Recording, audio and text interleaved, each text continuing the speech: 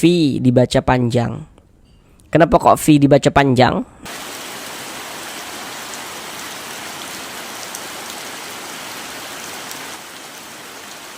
Assalamualaikum warahmatullahi wabarakatuh. Jika memiliki permasalahan, belum lancar di dalam membaca Al-Quran, kemudian belum memahami ilmu tajwid ya, ataupun kesulitan dalam memahami ilmu tajwid, mari belajar mengaji Al-Quran di channel ini ya. Insyaallah setelah saudara semuanya, Bapak dan Ibu mengikuti video pembelajaran yang kami buat ini, insyaallah akan bisa langsung memahami ilmu tajwid Al-Quran dengan mudah. Karena di sini kami berusaha menyajikan video pembelajaran mengaji Al-Quran dengan penjelasan ilmu tajwidnya yang akan kami jelaskan dengan pelan-pelan. Harapannya itu semoga bisa langsung dipahami dengan mudah.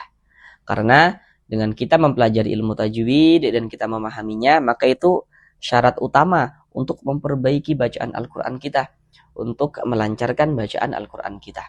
Nah, kemudian kami selalu mendoakan semoga saudara semuanya, Bapak dan Ibu, diberikan kemudahan oleh Allah Subhanahu wa taala dalam berusaha untuk memahami ilmu tajwid ya, guna untuk memperbaiki bacaan Al-Qur'annya, dan diberikan kemudahan dalam usaha untuk melancarkan bacaan Al-Qur'annya. Semoga bisa secepatnya lancar dalam membaca Al-Qur'an. Kami juga selalu mendoakan semoga saudara semuanya, Bapak dan Ibu, senantiasa diberikan rezeki yang berlimpah ruah dan barokah, sehingga dengan rezeki yang berlimpah dan barokah tersebut, semoga Bapak dan Ibu saudara semuanya bisa menjadi seorang ahli sedekah dan nantinya bisa beribadah umroh dan haji ke tanah suci Mekah. Amin amin ya rabbal alamin. Baik, mari langsung kita mulai belajar mengaji Al-Qur'annya. Marilah bersama-sama kita lanjutkan kembali belajar mengaji Al-Qur'an kita dengan penjelasan ilmu tajwidnya yang akan kami jelaskan dengan pelan-pelan untuk membantu saudara semuanya, Bapak dan Ibu, dalam berusaha memahami ilmu tajwid, untuk memperbaiki, untuk melancarkan bacaan Al-Qur'annya. Sekarang ini kita masuk pada surah Al-Waqi'ah ayat yang ke-78. Jadi kita belajarnya itu pelan-pelan ya, sedikit-sedikit saja. Yang terpenting targetnya itu, pencapaiannya itu semoga bisa langsung dipahami begitu.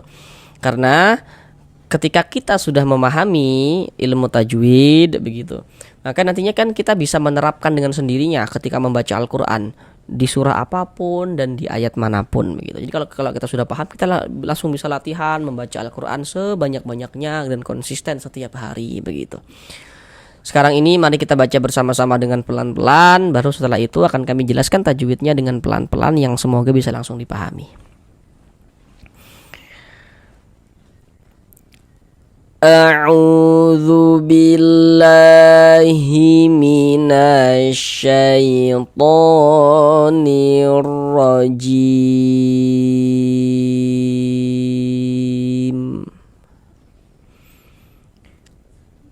Bismillahirrahmanirrahim.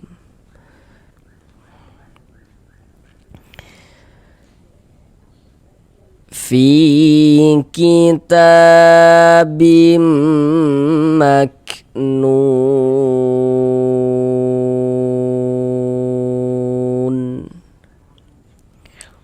Sekarang mari sama-sama kita pelajari tajwidnya dengan pelan-pelan. Yang pertama di sini fi dibaca panjang. Kenapa kok fi dibaca panjang? Nah, perhatikan media gambar di layar. Perhatikan di situ ya, ada bacanya rumus mad tabi'i atau rumus mad asli. Jadi huruf mad asli atau mad tabi'i itu ada 3. Apa saja? Seperti yang tertera pada media gambar, rumus 1 warna hitam, rumus 2 warna hitam, rumus 3 warna hitam. Rumus 1 warna hitam ada huruf ya sukun sebelumnya harokat kasroh. Jadi kalau ada huruf ya sukun sebelumnya harokat kasroh, maka huruf yang memiliki harokat kasroh dibaca panjang. Nah, begitu cara memahami rumus 1 warna hitam. Rumus 2 warna hitam, huruf waw sukun sebelumnya harokat dhammah. Jadi kalau ada huruf waw sukun sebelumnya harokat dhammah, maka huruf yang memiliki harokat dhammah dibaca panjang. Rumus 3 warna hitam, huruf alif sebelumnya harokat fathah. Jadi kalau ada alif sebelumnya ada harokat fathah, maka huruf yang memiliki harokat fathah dibaca panjang.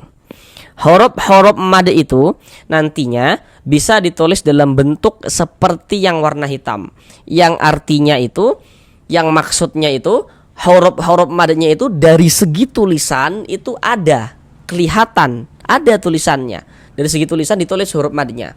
Kemudian nanti huruf-huruf mad itu juga nantinya bisa tidak ditulis dalam bentuk seperti yang warna-warna hitam itu, tapi diganti dalam bentuk simbol-simbol seperti yang warna hijau untuk menunjukkan tanda panjang. Jadi yang warna-warna hijau itu pada dasarnya adalah jelmaan daripada yang warna hitam. Nah, begitu agar mudah untuk diingat. Nah, kalau fi ini dibaca panjang, penjelasannya itu terletak di rumus satu warna hitam. Nah, kami ulang lagi penjelasan rumus satu warna hitam.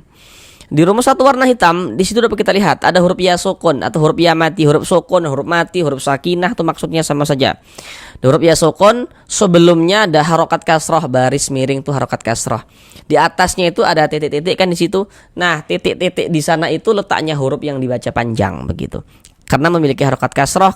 Jadi kalau kita pahami secara menyeluruh, secara utuh ya, untuk memahami rumus satu warna hitam, yakni kalau kita membaca Al-Quran apabila ada huruf ya sukun, sebelum huruf ya sukun ada huruf yang memiliki harokat kasroh, maka huruf yang memiliki harokat kasroh tersebut dibaca panjang. Contoh dalam bacaan Al-Quran itu seperti ini. Ada huruf ya, ada tanda sukun. Sebelum ya sukun ada ini nih, ada harokat kasroh, maka huruf yang memiliki harokat kasroh dibaca panjang. Ada huruf ya sukun, ada huruf ya, ada tanda sukun. Sebelum ya sukun ada harokat kasroh, maka huruf yang memiliki harokat kasroh dibaca panjang. Sehingganya fi dibaca panjang. Mad tabi'i panjangnya 2 harokat sesuai rumus 1 warna hitam. Fi kita ta dibaca panjang. Sekarang perhatikan rumus 3 yang warna hijau. Nah, tadi kami ulang kembali ya, rumus yang warna-warna hijau itu pada dasarnya adalah jelmaan daripada rumus yang warna hitam. Jadi rumus 3 yang warna hijau itu pada dasarnya adalah rumus 3 yang warna hitam begitu. Nah, cara membaca rumus 3 warna hitam, di situ ada alif, sebelumnya ada harokat fathah tuh. Di bawah harokat fathah di situ ada titik-titik. Nah, titik-titik di sana tuh letaknya huruf yang dibaca panjang karena dia memiliki harokat. Karena ada alif sebelumnya ada harokat fathah dan huruf tersebut memiliki harokat fathah begitu. Nah, contoh dalam bacaan tuh seperti ini nih ya. Ta dibaca panjang, perhatikan dulu rumus 3 yang warna hijau. Nah, sudah diperhatikan ya. Nah, sekarang perhatikan penjelasan kami. Kalau kita membaca Al-Quran, apabila bertemu dengan huruf, di atas huruf tersebut ada tanda seperti ini. Tanda harokat fathah berdiri, berbentuk alif kecil seperti ini. Nah, ini menandakan ya, huruf itu kalau di atasnya ada tanda seperti ini dibaca panjang. Misalnya ta dibaca panjang. Nah, di sini ada tak huruf alif sebelumnya harokat fathah seperti yang rumus 3 yang warna hitam? Ada tak huruf alifnya? Nggak ada kan? Nah, namun di sini huruf madnya itu dikira-kirakan. Jadi kalau ada harokat fathah berdiri yang berbentuk alif kecil seperti ini pada mad tabi'i, itu dikira-kirakan, oh bahwasanya di sini ada alif yang sebelumnya harokat fathah, dan yang memiliki harokat fathah itu adalah huruf ta, karena huruf ta ini yang dibaca panjang begitu. Kalau masih belum maksud sambil berusaha untuk memahami, maka pahami yang mudah-mudahnya dulu. Kalau ada huruf di atasnya ada tanda seperti ini ya, nah maka huruf tersebut dibaca panjang. Misalnya ta dibaca panjang, mad tabi'i panjangnya 2 harokat. Sesuai dengan rumus 3. Kitabim maknun. Tanwin setelahnya huruf mim. Nah, perhatikan media gambar di samping. Di samping tanda panah itu di situ kan ada bacaannya tuh. Nun sukun garis miring tanwin.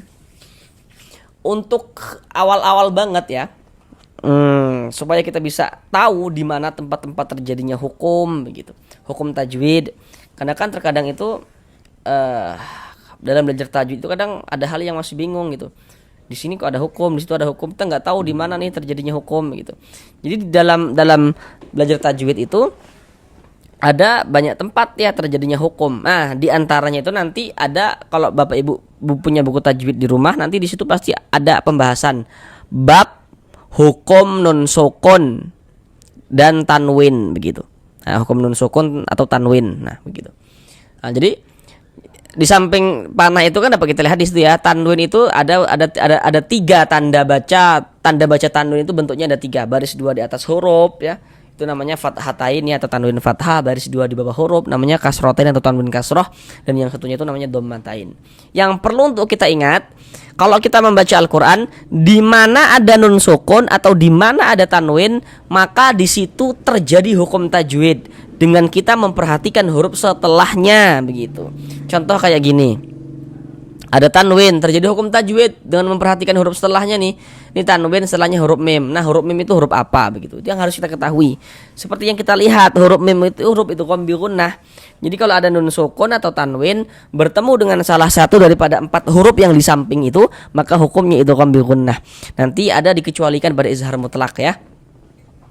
Jadi huruf-hurufnya itu silakan untuk dihafal. Supaya nanti tahu, oh kalau ada nun sukun, oh kalau ada tanwin bertemu dengan salah satu daripada 4 huruf yang di samping itu, maka hukumnya idgham bi gunnah. Ini huruf mim kan huruf idgham bi gunnah. Cara membaca idgham bi gunnah dengan cara memasukkan kemudian disertai dengan gunnah. Yang dimasukkan itu apanya? Gitu kan, yang dimasukkan itu apanya? Yang dimasukkan itu adalah bunyi nun sukun atau bunyi tanwinnya. Karena di sini yang kita temui tanwin, maka bunyi tanwinnya dimasukkan ke huruf mim, melebur ke huruf mim. Jangan kita baca kitabin, tapi kita baca kitabim, bim, dimasukkan ke huruf mim. Kemudian didengungkan. Jadi di bagian bimnya itu suaranya itu kita tahan, kita panjangkan sejenak sepanjang 2 harokat. Bim maknun, seperti itu. Kemudian huruf kaf kita baca seperti ini, mak. Mak. Jangan dibaca mako, salah, mak. Jadi ada nafas yang mengalir seperti memercik. Mak. Mengapa kok ada nafas yang mengalir begitu? Karena huruf kaf ini dia salah satu huruf yang memiliki sifat hamas. Kita baca mak. Tapi ingat ya, jangan dibaca mako. Kalau mako itu nanti dia mantul. Ini mengalir saja. Mak, seperti itu. Mak nun. Nun dibaca panjang. Ini namanya adalah mad arid li sukun. Namun pada awalnya namanya mad tabi'i. Kenapa kok bisa menjadi mad arid li sukun? Apa sebab nih gitu? Sekarang perhatikan rumus 2 warna hitam. Nah, kami ulang kembali penjelasannya cara membaca rumus 2 warna hitam. Di rumus 2 warna hitam, di situ dapat kita lihat ada huruf waw sukun. Sebelum waw sukun ada harokat dhammah. Di bawah harokat dhammah di situ ada titik-titik. Nah, titik-titik di sana itu letaknya huruf yang dibaca panjang. Jadi cara kita memahami rumus 2 yang warna hitam itu, kalau ada huruf waw sukun, sebelum waw sukun ada huruf yang memiliki harokat dhammah, maka huruf yang memiliki harokat dhammah dibaca panjang. Nah, contoh dalam bacaan Al-Qur'an itu seperti ini. Nah, ada huruf waw sukun, ada huruf waw, ada tanda sukun. Sebelum waw sukun di sini ada ini nih, ada harokat dhammah nih ya, tanda baca dhammah. Maka huruf yang memiliki harokat dhammah dibaca panjang. Sebenarnya nu dibaca panjang. Nu dibaca panjang, ini nu dibaca panjang mad tabi'i. Kemudian mad tabi'i bertemu dengan huruf yang disukunkan ya, sebab kita berwakaf nun. Nah, mad tabi'inya bertemu dengan huruf yang disukunkan, maka dia berubah menjadi mad arid li sukun. Panjangnya mad arid li sukun itu boleh dibaca dengan panjang 2 harokat atau 4 harokat atau 6 harokat. Yang terpenting konsisten dalam sekali bacaan. Jadi kita dalam setiap membaca Al-Qur'an itu harus memilih. Jika mad arid li sukun kita panjangkan dengan 2 harokat, maka semua mad arid li sukun kita panjangkan 2 harokat. Kalau 4 harokat semuanya kita panjangkan 4 harokat. Enggak boleh selang-seling, harus konsisten dalam sekali bacaan begitu. Nah, untuk di sini huruf yang disukunkannya mana? Huruf nun. Ini kalau kita berwakaf berhenti di huruf nun, kita baca maknun. Jangan dibaca maknunin. Maknunin baru berhenti, jangan. Salah. Tapi dibaca maknun. Huruf nunnya kita sukunkan, kita matikan. Mengapa begitu? Jadi kalau kita membaca Al-Qur'an kemudian kita berwakaf berhenti di huruf yang tidak dibaca panjang, hurufnya kita sukunkan, kita matikan. Nah, ini kita membaca Al-Qur'an berhenti di huruf nun. Untuk di sini huruf nunnya enggak dibaca panjang. Nah, tadi apa kami katakan? Kalau berhenti di huruf yang tidak dibaca panjang, maka hurufnya kita sukunkan. Jadi kita baca maknun. Kemudian di sini ada tanda wakaf, bentuknya itu lam alif. Ini namanya wakaf mamnu'. Jadi maksudnya itu wakaf yang terlarang atau dilarang untuk berwakaf seperti itu. Jadi kalau menemukan wakaf mamnu' seperti ini, maka kita jangan berwakaf begitu. Tapi ada pengecualian, nanti wakaf yang terlarang atau dilarang untuk berwakaf. Tapi tadi kok berwakaf, kok berhenti gitu. Jadi wakaf mamnu' ya wakaf yang terlarang. Jadi maksudnya itu ya dilarang kita untuk berwakaf, dilarang untuk berhenti. Tapi ada pengecualian. Kalau wakaf mamnu itu terletak di akhir suatu ayat, maka tidak apa-apa kita berwakaf. Nah, ini kan wakaf mamnu'nya itu terletak di akhir ayat, di akhir ayat surah Al-Waqiah ayat ke-78 ini. Jadi karena dia terletak di akhir ayat, maka tidak apa-apa kita berwakaf. Tapi kalau misalnya di tengah-tengah ayat, maka jangan berwakaf ya. Nah, kita wasolkan saja begitu. Nah, sekarang mari kita ulang bersama-sama sekali lagi dari awal. Fi kitabim maknun. Sampai di sini belajar mengaji Al-Qur'annya. Sampai bertemu di pembelajaran yang berikutnya. Assalamualaikum warahmatullahi wabarakatuh.